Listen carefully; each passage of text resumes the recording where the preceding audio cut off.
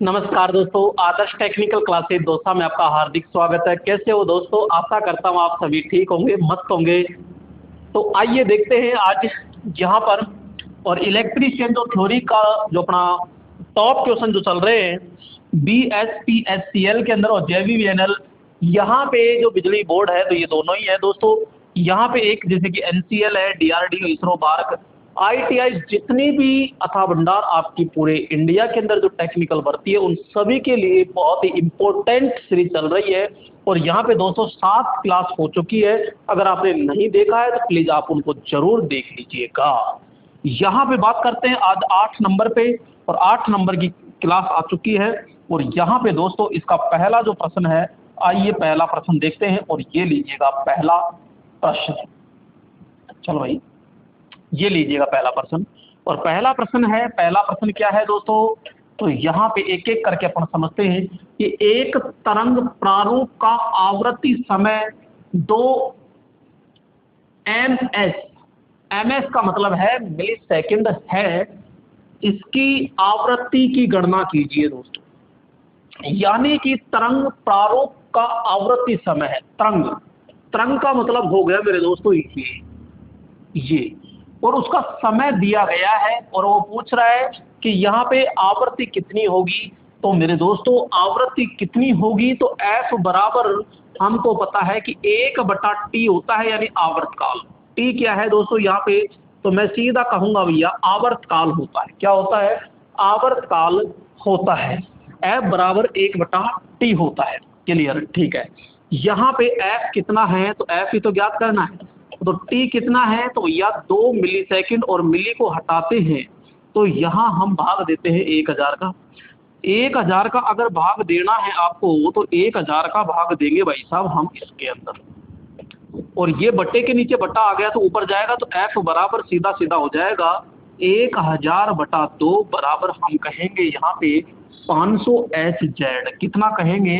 500 HZ कहेंगे। Right option हो गया मेरे दोस्तों यहाँ पर ए ऑप्शन होता है। क्लियर? आपसे क्वेश्चन ये से भी पूछा जा सकता है कि जो फ्रीक्वेंसी होती है ये क्या परिवर्तित हो सकती है क्या? जी नहीं, लेकिन इसमें कुछ वेरिएबल आता है। यानी कि अपन कहते हैं कि जो निम्न वोल्टेज होता है ना, निम्न वोल्टेज होता है, इसमें तो कितना परिवर्तित होता है, तो हम कहेंगे 5% होता है। ठीक है, यह 5 ऑप्शन में नहीं मिले तो 6 मिलेगा ना, 5%। नेक्स्ट मैं बात करूंगा जैसे उच्च वोल्टेज होता है, तो यहाँ उच्च वोल्टेज के अंदर जो होता है 12.5% होता है यहाँ पे। अब मैं बात करूं फ्रीक्वेंसी की, तो फ्रीक्वेंसी में ±3% का फेरबदल चलता है। तो ये प्लस माइनस कितना हो जाएगा? 3% होता है। तो राइट ऑप्शन तो आपका ए ऑप्शन होता है दोस्तों। ठीक है, आइए आगे चलते हैं। और अगला जो प्रश्न आता है वो क्या है, देखिएगा। यहाँ पे अगला प्रश्न आ चुका है और बहुत ही अच्छा प्रश्न है दोस्तों। यहाँ पे एक एक प्रश्न को बहुत अपन डीपली लेवल से पढ़ेंगे दोस्तों। तो यहाँ पे वैद्युतिक मोटर द्वारा ऊर्जा का कौन सा रूप मिलना है। तो दोस्तों यहाँ पे वैद्युतिक मोटर है और कौन सा रूप मिलना है। तो मैं सीधा सीधा ये कह दूं कि मेरे दोस्तों यहाँ पे एक ये क्या है, ये मैं कहूँगा एक मोटर है ये, और इसके अंदर ये शाफ्ट लग गई। शाफ्ट लग गई इसका मतलब ये घूमेगी, और ये घूमेगी तो यहाँ पे कौन सी ऊर्जा मिलेगी, तो मैं कहूँगा भैया यार यहाँ पे यांत्रिक ऊर्जा मिलती है। यांत्रिक ऊर्जा मिलेगी जो कि आउटपुट होगी।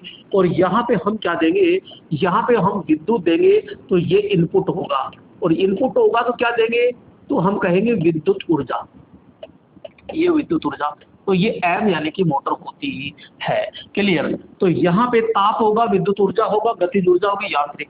तो भैया यहाँ पे यांत्रिक ऊर्जा का जो एक भाग होता है वो गतिज ऊर्जा होता है। तो राइट ऑप्शन क्या हो जाएगा यहाँ पे? बी ऑप्शन होता है। तो मिलना है, अगर वो देने की कहता तो विद्युत ऊर्जा देते हैं अपन, लेकिन वो कह रहा है मिलना है, तो भैया हमको यहाँ पे क्या मिलेगा, तो हम कहेंगे गतिज ऊर्जा मिलती है।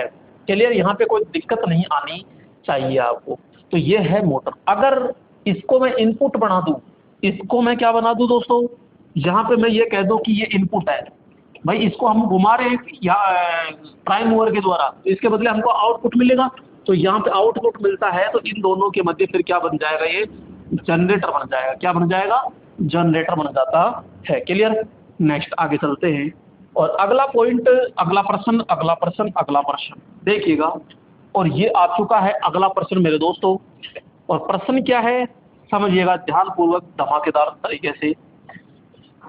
किस पहलू को न्यूनतम करने के लिए आर्मेचर कोर को लेमिनेटेड किया जाता है? एडी प्रवाह हानि, लागत, वजन और स्ट्रेसिस हानि। यानी दो हानि दी गई है, लागत, वजन, वजन है भैया, है ना, वजन, ऐसे वजन है बनद भी। तो यानी कह रहा है आर्मेचर कोर है, और आर्मेचर कोर को लेमिनेटेड क्यों करते हैं मेरे दोस्तों? सबसे पहले बात करेंगे यहाँ पे मेरे दोस्तों कि जो लोहे हानि होती है ना, लोहे हानि जो होती है, एक तो ये लोड पर निर्भर नहीं करती। किस पर निर्भर करती है? तो हम कहेंगे भैया फ्रीक्वेंसी पर निर्भर करती है। और फिर ये दो प्रकार की होती है, एक एडी करंट वाली होती है और एक आपकी कौन सी होती है? तो हम कहेंगे स्ट्रेसिस। तो यहाँ स्ट्रेसिस हानि होती है। अब स्ट्रेसिस हानि क्या होता है? जो कोर होती है ना, इस कोर के अंदर क्या मिलाया जाता है? तो हम कहेंगे भाई सिलिकॉन। तो सिलिकॉन, और सिलिकॉन कितना मिलाया जाता है? 3 से 5% मिलाया जाता है, ताकि जो चुंबकत्व गुण बार बार चुंबकित और विचुंबकित होता है ना, वो क्या हो जाए? कम हो जाए। इसलिए यहाँ पे कोर के अंदर सिलिकॉन मिला करके स्ट्रेसिस हानि को कम किया जाता है। ठीक है। एडी करंट हानि क्या होती है? एडी करंट बहुत ज्यादा सख्त हो जाती है, तो कोर जो होती है ना, इस कोर को पहले तो पटलित किया जाता है, और पटलित करने के बाद पटलित करते हैं, और पटलित करने के बाद प्रत्येक पत्ती पर क्या चढ़ाया जाता है? तो हम कहते हैं लेमिनेटेड। इसको लेमिनेटेड किया जाता है। तो लेमिनेटेड और पटलित करने से क्या होता है? एडी धारा कम हो जाती है। यहाँ इन दोनों की मोटाई पूछ ले तो 0.35 mm से लेकर के 0.50 mm होता है। क्लियर? कोई डाउट किसी को? जी नहीं। तो यहाँ पे ये लो, ओ सॉरी, अभी तो वही नहीं लगाया अपन ने। तो यहाँ पे एडी धारा करंट, तो अपन राइट ऑप्शन क्या हो जाएगा? ये एडी धारा। क्लियर? आइए नेक्स्ट प्रश्न की ओर चलते हैं, और अगला प्रश्न आ चुका है यहाँ पे, ये लीजिएगा। अगला प्रश्न क्या है?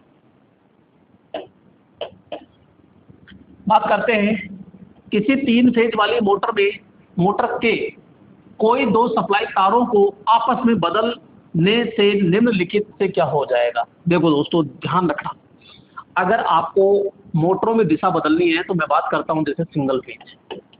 ठीक है। सिंगल फेज में एक होती है रनिंग वाइंडिंग, एक होती है स्टार्टिंग वाइंडिंग। दोनों वाइंडिंग में से किसी एक वाइंडिंग का बदल लीजिए।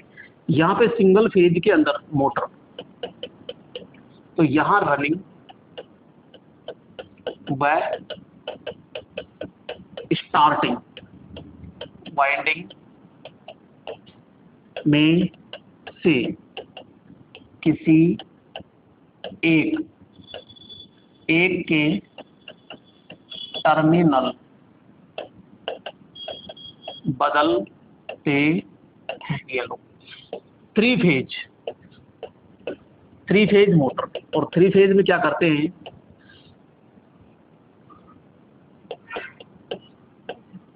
तीनों फेजों में से कोई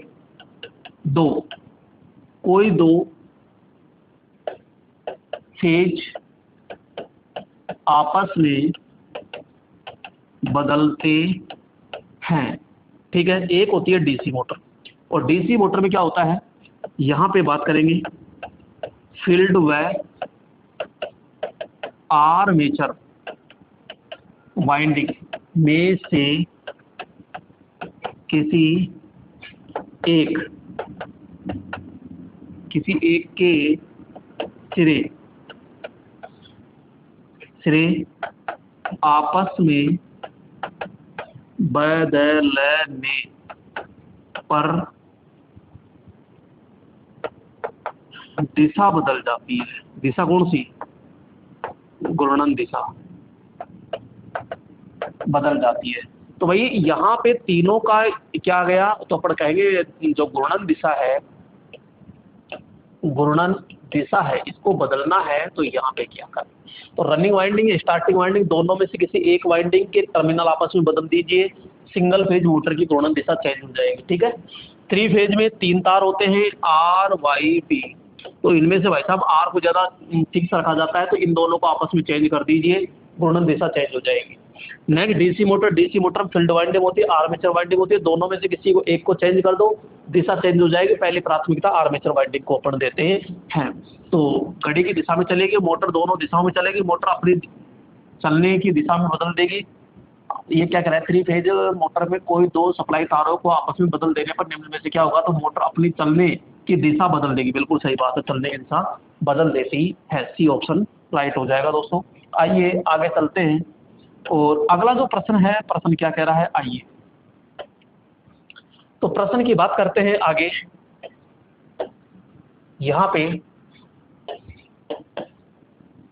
10 मिलियन ओम खालिस्तान में किसके बराबर होता है, तो दोस्तों 10 मिलियन जो होता है, 10 मिलियन, दोस्तों ध्यान रखिए कई कंफ्यूज हो जाते हैं। 10 मिलियन 10 मेगा होता है, क्लियर। और 10 मेगा यानी एक जो मेगा होता है, मेगा मेगा बराबर 10 की पावर 6 होता है ये। तो भैया 10 मिलियन जो होगा 10 मेगा ओम के बराबर होता है, तो 10 मेगा हो जाएगा। यहाँ पे सीधा सीधा भाई 10,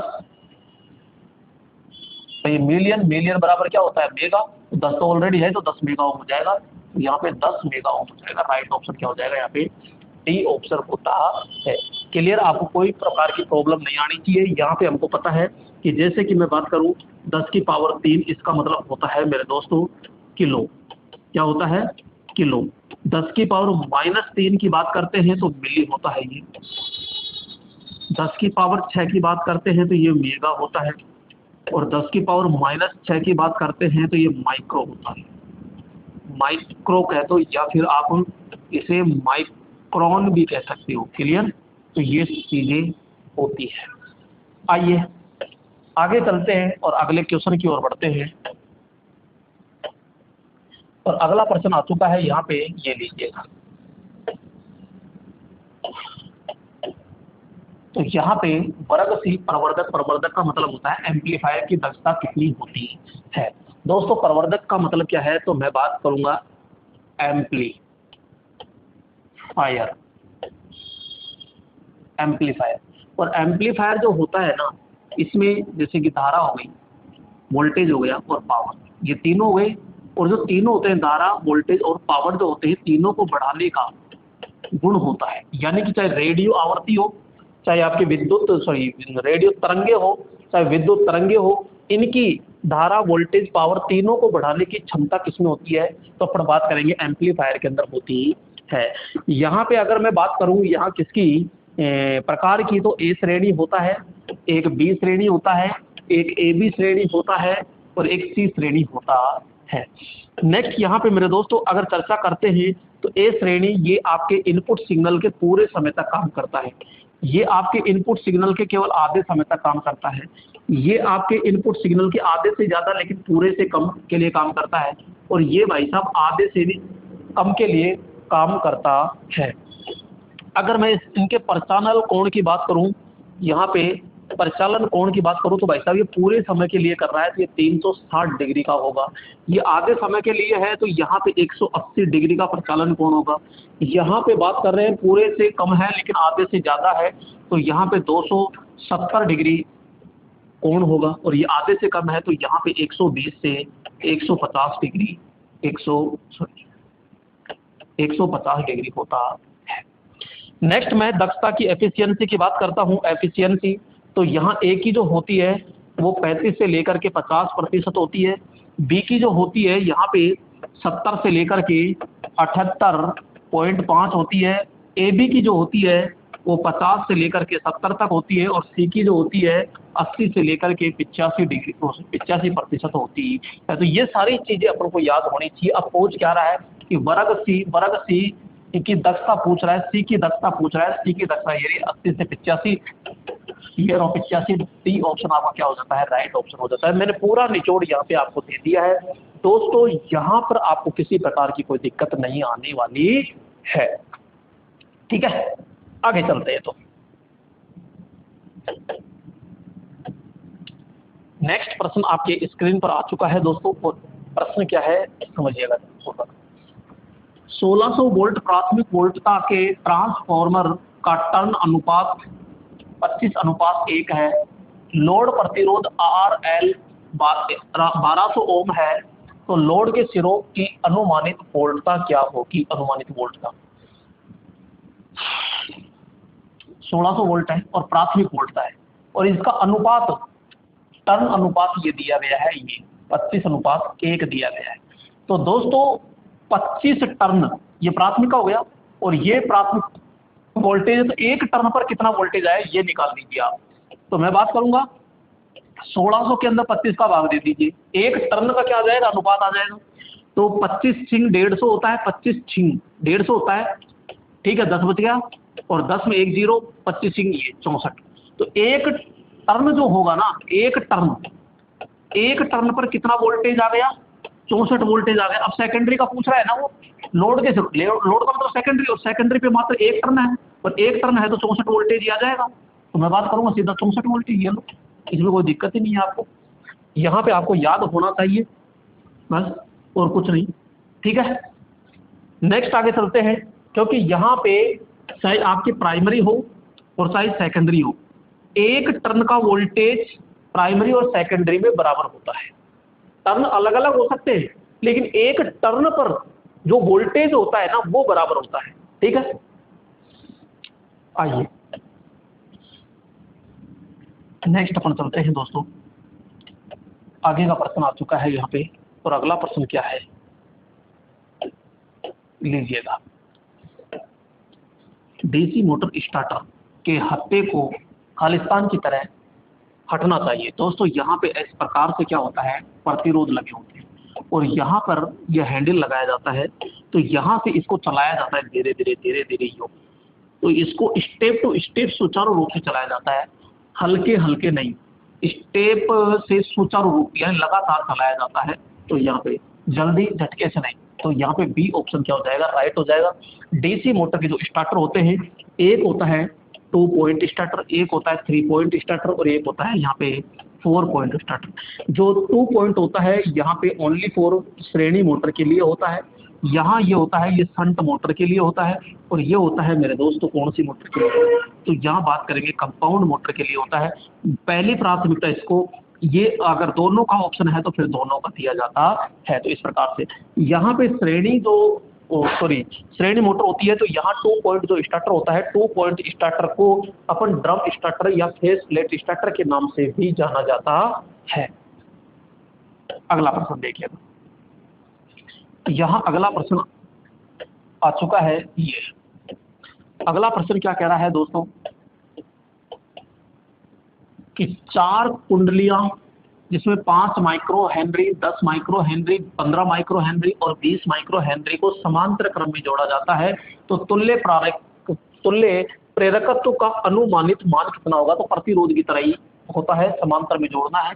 तो यहाँ पे बात करेंगे 1 बटा, यहाँ पे क्या पूछ रहा है? हेनरी में पूछ रहा है, यानी कि H बराबर 1/5 माइक्रो में है, कोई दिक्कत नहीं है, प्लस 1/4 10 सॉरी L आ जाएगा ना, यहाँ पे 1/15 और प्लस 1/20। तो यहाँ एलसीएम कितना आ जाएगा? तो सीधा कहेंगे भाई साहब 20 तो कैसे होगा 60। तो यहाँ पे 5 1 2 12 12 पंजो 60, ये गया 6 बार 15 चौको 60 और 3, तो ये हो गया 10 10 22 22 और 3 25, तो 25 बटा कितना हो गया 60। तो यहाँ पे L बराबर क्या हो जाएगा? 60 बटा 25, तो 2 बार 10 बचा, 10 भाग नहीं जाता 0 4, 2.4 micro Henry, 2.4 micro Henry, 2.4 micro Henry. Right option हो गया सी ऑप्शन। कोई दिक्कत किसी को नहीं, आगे चलते हैं। अगला प्रश्न लीजिएगा, और अगला प्रश्न आ चुका है दोस्तों यहाँ पर, और अगला प्रश्न देखिएगा आपके स्क्रीन पर है कि एक एमीटर का आंतरिक प्रतिरोध 50 ओम है। मीटर केवल 1 मिली एम्पियर के लिए बनाया गया है। मीटर केवल 1 मिली एम्पियर के लिए बनाया गया है। अगर एमीटर 10 मिली एम्पियर के लिए धारा से जोड़ा जाता तो शंट प्रतिरोध का अनुमानित मान कितना होता है? दोस्तों निकालिएगा, निकालिएगा, बहुत अच्छा है। इसको मैं थोड़ा सा आपको हिंट दे देता हूं कि एक एमीटर है ये लो, और एक एमीटर है, ये मान दर्शा रहा है 1 मिली एम्पियर, और आगे कहा गया है कि 10 मिली एम्पियर धारा से जोड़ा जाएगा इसको। तो यहाँ पे इसके समांतर में एक निम्न मान का हम क्या जोड़ेंगे? प्रतिरोध जोड़ेंगे, RSH ये, और यही तो पूछ रहा है वो शंट प्रतिरोध। तो आप शंट प्रतिरोध निकालेगा, मैं पानी पे लेता हूं तब तक।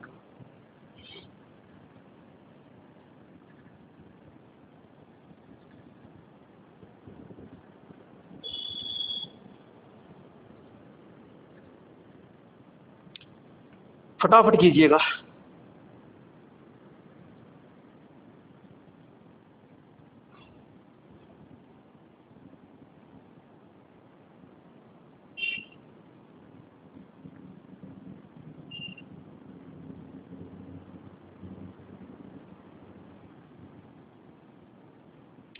जल्दी करो भाई, जल्दी करो, फटाफट करो।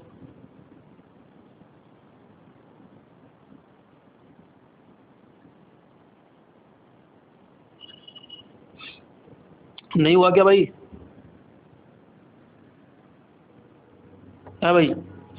अरे भाई इसमें कहाँ दिक्कत आ रही थी यार? तो यहाँ पे यही तो निकालना था, RSH बराबर, ठीक है। तो यहाँ पे RSH निकालना है, तो यहाँ पे n-1 हो जाएगा, और यहाँ पे कितना हो जाएगा? यंत्र IM।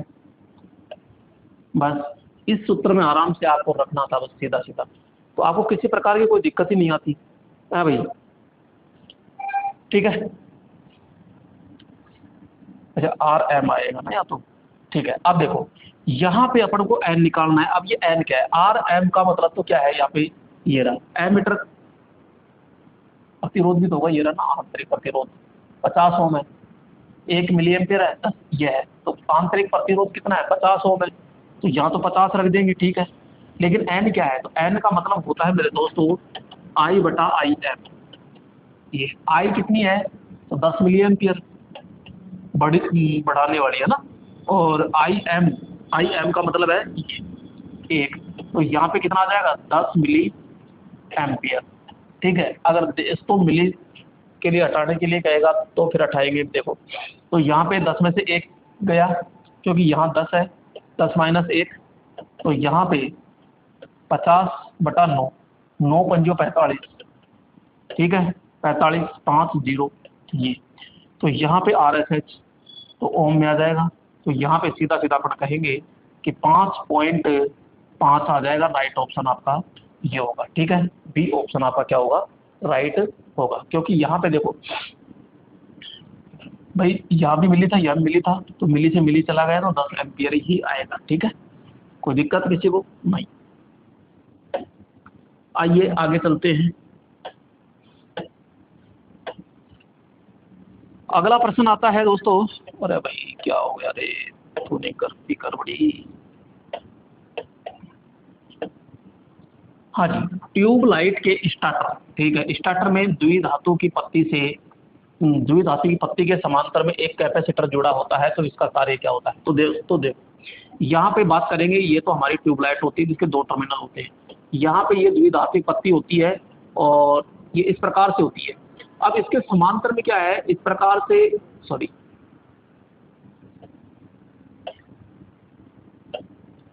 यहाँ पे ऐसे है, तो एक तार 2 तार, और यहाँ पे मैं बात करूंगा एक कैपेसिटर ऐसे जुड़ा हुआ है। ये कैपेसिटर है, इसका जो संयोजन बनाया जाता है वो ऐसे बनाया जाता है। यहाँ ये चौक, और ये तो हो गया चौक, ये हो गया तो क्या? स्टार्टर ये, और ये कैपेसिटर है। तो किसी भी रेडियो होता है, रेडियो टीवी के अंदर जो व्यवधान आता है उसको दूर करने के लिए यहाँ पे कैपेसिटर लगाया जाता है। पावर फैक्टर बढ़ाने के लिए, रेडियो में उत्पन्न शोर को कम करने के लिए, लैंप को प्रचालित करने के लिए क्या, तो रेडियो के अंदर जो व्यवधान आता है उसको दूर करने के लिए किया जाता है। तो यहाँ पे एक छोटा समांतर क्रम में कैपेसिटर लगाया जाता है, और ये चौक होता है जो प्रारंभिक वोल्टेज को क्या करता है? बढ़ाता है, उसके बाद में धारा के मान को सीमित कर देता है। राइट ऑप्शन बी हो गया। आइए आगे चलते हैं। और अगला प्रश्न है दोस्तों यहाँ पर, तो यहाँ पे बात क्या हो गया अभी, हाँ नेक्स्ट अगला प्रश्न आ चुका है यहाँ पे, ये लीजिएगा।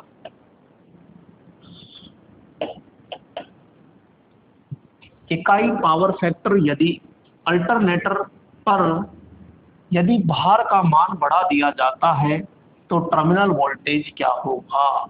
अच्छा प्रश्न है। इकाई पावर फैक्टर है और इकाई पावर फैक्टर पर सामान्य होता है, सामान्य उत्तेजना पर होता है, और सामान्य उत्तेजना पर होता है यदि भार का मान बढ़ा दिया जाता है तो थोड़ा सा घट जाता है, थोड़ा सा घट जाता है। तो टर्मिनल वोल्टेज क्या हो जाएगा, थोड़ा सा घट जाता है। यानी अब इसमें थोड़ा सा ऑप्शन नहीं आया और स्थिर भी नहीं आया। भार बढ़ा दोगे तो सीधी बात है टर्मिनल वोल्टेज घटेगा, तो घटेगा तो ये लो ए ऑप्शन होता है। आइए आगे चलिएगा, अगला प्रश्न लेते हैं और ये आ चुका है अगला प्रश्न आपकी स्क्रीन पर। तो यहाँ पे 10 HP की प्रेरण मोटर के लिए बैक फ्यूज कितना होता है। दोस्तों इस प्रश्न को मैं कई बार आपको समझा दिया। अगर आपसे क्या पूछे, वो धारा रेटिंग पूछे, धारा रेटिंग पूछे तो HP इंटू आप 1.5 कर दीजिए। अगर वो आपसे फ्यूज रेटिंग पूछे, फ्यूज रेटिंग पूछे तो 2.5 इंटू 1 सॉरी HP इंटू क्या कीजिएगा आप 3.5 कीजिएगा। अगर DC के अंदर पूछे तो आप क्या कीजिएगा HP बराबर 2.5 कर दीजिएगा, इस तरह। तो आराम से ज्ञात कर सकते 10 HP। तो फ्यूज रेटिंग की बात कर रहा है, फ्यूज रेटिंग की बात कर रहा है HP इंटू 10। तो HP कितनी है 10 इंटू 3.5 लगभग 35 आ जाएगा, राइट ऑप्शन आपका, ठीक है। तो आराम से ये निकाल सकते हो।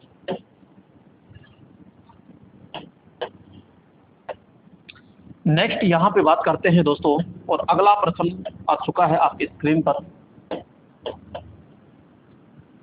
ऑटो ट्रांसफॉर्मर का कार्यशील सिद्धांत क्या है। ऑटो ट्रांसफॉर्मर जो होता है आपके, उसमें केवल एक ही वाइंडिंग होती है ये, और एक वाइंडिंग होती है, तो ये स्व प्रेरण सिद्धांत पर कार्य करता है, स्व प्रेरण सिद्धांत पर कार्य करता है।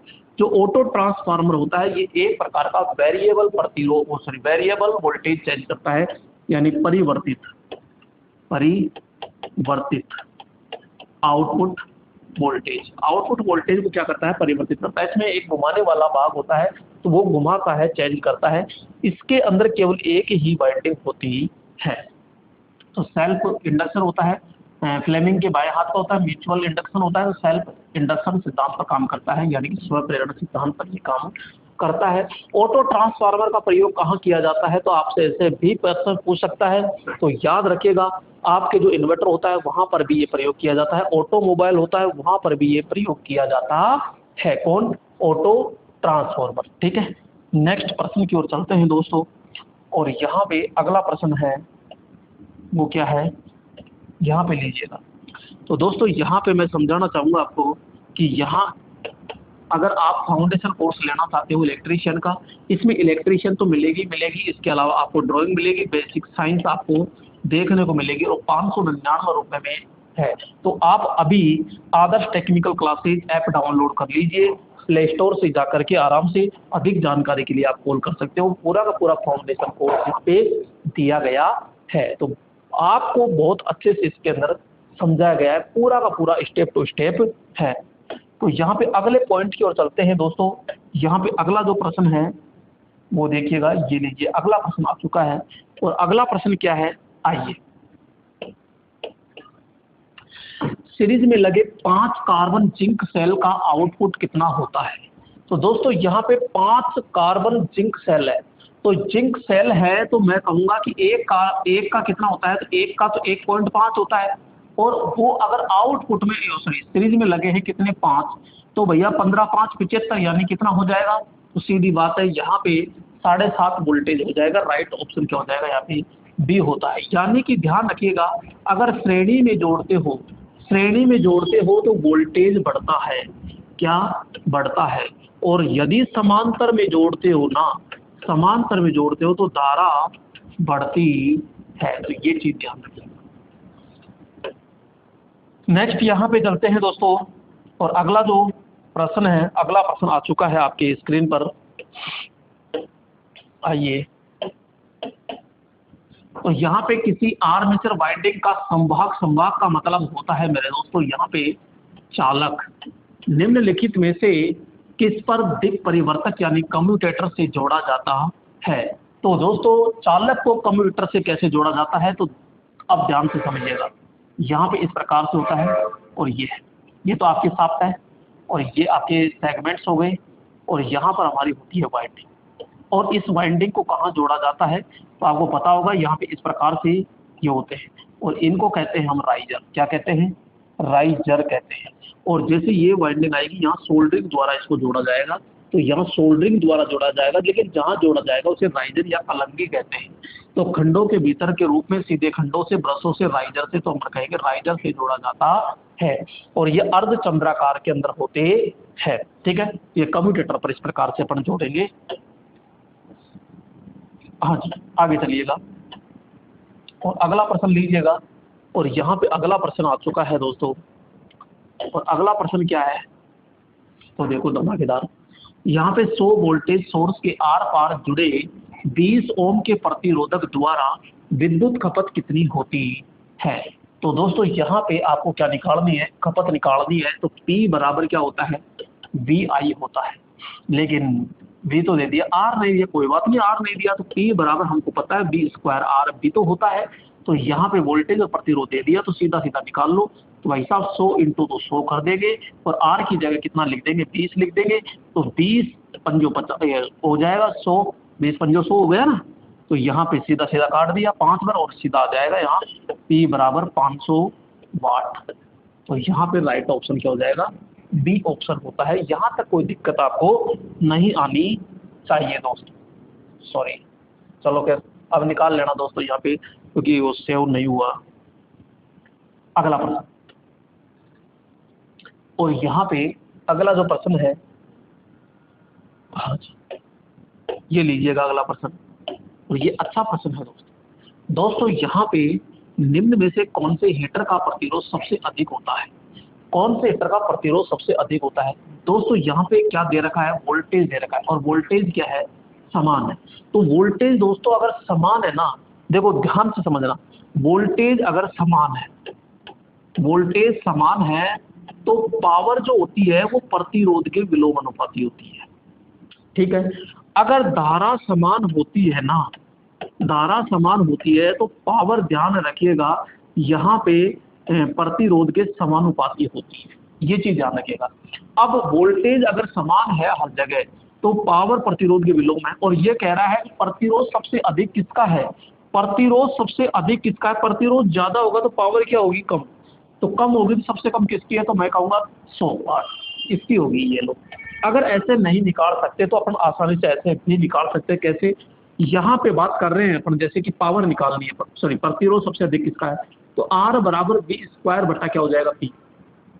तो भैया 200 इंटू 200, ठीक है। और यहाँ पे P लिखता हूँ ये, तो ये 2 0 से 2 0 गए, 5 से ये गया, 4 पर 0, 40 इंटू ये 80 हो गया।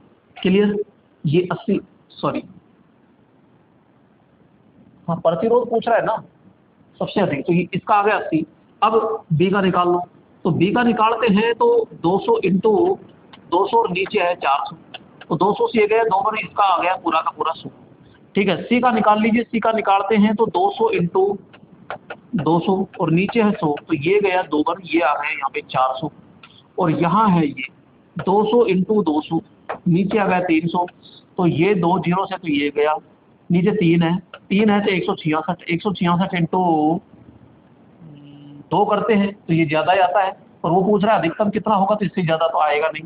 तो यहाँ पे 400, C ऑप्शन ये पहले अपन ने कर दिया था राइट ऑप्शन। इस तरह भी अपन कर सकते हैं। ठीक है, आगे चलते हैं। अगला पॉइंट आपके आता है दोस्तों, ये लीजिएगा अगला प्रश्न अपन ने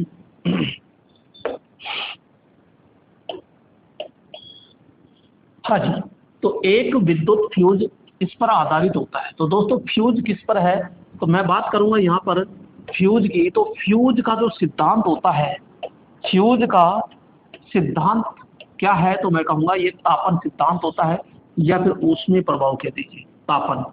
ठीक है, तापन या ऊष्मीय सिद्धांत पर काम करता है, तो धारा के तापन प्रभाव पर राइट ऑप्शन ये हो गया। यहाँ पे आप कह सकते हो कि यहाँ रेटिंग की इसमें मापी जाती है, तो भैया रेटिंग मापी जाती है किसमें, धारा में, यानी एम्पियर में मापी जाती है। किस क्रम में लगाया जाता है, कहाँ लगाया जाता है, तो अपन कहते हैं ये फेज के श्रेणी क्रम में लगाया जाता है, फेज के श्रेणी क्रम में लगाया जाता है। तो राइट ऑप्शन क्या हो जाएगा, ए ऑप्शन होता है। आइए अगला प्रश्न है यहाँ पे, और अगला प्रश्न क्या है मेरे दोस्तों, समझिएगा ध्यानपूर्वक। विद्युत ऊर्जा की इकाई क्या है? तो दोस्तों विद्युत ऊर्जा की इकाई क्या होती है, जूल होती है, किलोवाट घंटा होती है, वाट सेकंड, इनमें से सभी। तो विद्युत ऊर्जा होती है जूल सबसे छोटी इकाई है, वाट सेकंड ये दोनों बराबर है, किलोवाट घंटा सबसे बड़ी है, तो इनमें से सभी राइट ऑप्शन हो जाता है। क्लियर? नेक्स्ट अगला प्रश्न, और यहाँ पे अगला प्रश्न आ चुका है दोस्तों। तो यहाँ पे स्किन प्रभाव किस पर आधारित होता है, कंडक्टर के आकार पर, बिल्कुल सही बात है, प्रतिरोधकता पर, आवृत्ति पर और उपरोक्त सभी। तो मैं कहूंगा स्किन प्रभाव। स्किन प्रभाव का मतलब होता है कि ये जैसे कि तार का कटाव क्षेत्रफल है, और इसमें जब धारा जाती है हमारी एसी धारा, तो यहाँ पर परिधि पर ज्यादा होती है, केंद्र पर 0 होती है। तो यही क्या कहलाता है, स्किन प्रभाव कहलाता है, स्किन इफेक्ट कहलाता है, त्वचिक प्रभाव कहलाता है। ये किस किस पर डिपेंड है, तो ये इस पर डिपेंड है। राइट ऑप्शन क्या हो जाएगा, डी होता है।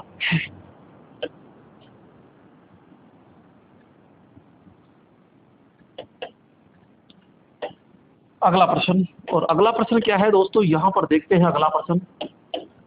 तो यहाँ पर 3 कोर फ्लेक्सिबल केबल के मामले में न्यूट्रल का रंग कैसा होता है। आइए यहाँ अगर मैं सीधा सीधा कहूँ सिंगल फेज, तो दोस्तों सिंगल फेज के अंदर 3 तार होते हैं। यहाँ पे एक होता है फेज, एक होता है न्यूट्रल, एक होता है अर्थिंग। फेज होता है यहाँ पे लाल, न्यूट्रल होता है यहाँ पे नीला, सॉरी काला, यहाँ पे होता है काला, और यहाँ पे जो होता है ये होता है हरा। ये तो हो गई बात सिंगल फेज। 3 फेज की बात करता हूँ, तो यहाँ भी मेरे दोस्तों 3 होते हैं, फेज, न्यूट्रल और अर्थिंग। लेकिन यहाँ पे जो फेज होता है ना, ये 3 होता है, आर, वाई और बी, फिर होता है न्यूट्रल, फिर होता है अर्थिंग। तो यहाँ पे ये होता है ये लाल, ये होता है पीला, और ये होता है नीला, और ये होता है काला, और ये होता है हमारा हरा। लेकिन यहाँ पे बात आए 3 कोर केबल में, तो इसमें 3 होते हैं, यानी फेज, न्यूट्रल और अर्थिंग। तो दोस्तों फेज पूछे तो ध्यान रखना, ये फेज पूछे तो भूरा, न्यूट्रल पूछे तो नीला, और अर्थिंग पूछे तो यहाँ पे हरा होता है। हरा ऑप्शन में नहीं मिले तो पीला करते हैं। इस प्रकार से है। तो ये 3 कोर फ्लेक्सिबल केबल में पूछ रहा है कि इसके मामले में न्यूट्रल का क्या हो जाएगा, ए ऑप्शन होता है, यानी कि नीला होता है। तो दोस्तों यहाँ पे ये थे अपने पूरे के पूरे 50 यानी कि टॉप जो क्वेश्चन है वो। तो यहाँ पे फिर नेक्स्ट वीडियो फिर मुलाकात करते हैं, तब तक के लिए दोस्तों जय हिंद मेरे दोस्तों।